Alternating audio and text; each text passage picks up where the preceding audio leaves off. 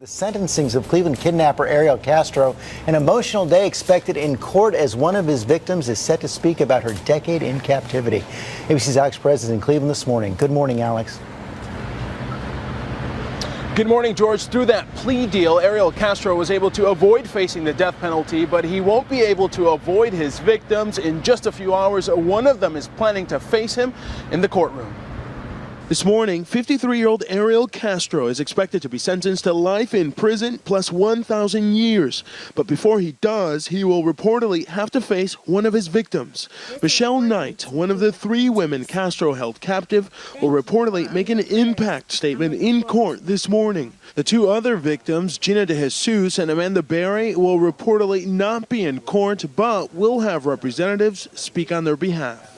So you understand, you will be in prison for life. You don't even have the expectation or the hope of getting out. Is that clear? I do understand that, Your Honor. Castro pleaded guilty to 937 counts, including murder and kidnapping. Help me, I'm Amanda Berry. In a sentencing memo released overnight, prosecutors laid out gruesome details of Castro's crimes, saying much of their evidence and timeline came from a diary kept by one of the women. Prosecutors say the writings explain how the women were chained to the floor and denied food.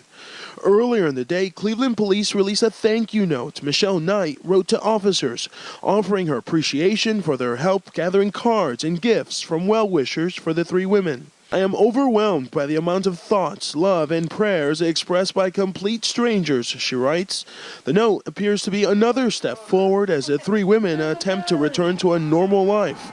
Castro's sister told CNN she expects he will give a lengthy statement in court explaining his life. But this morning, it's likely nothing he says will change his future.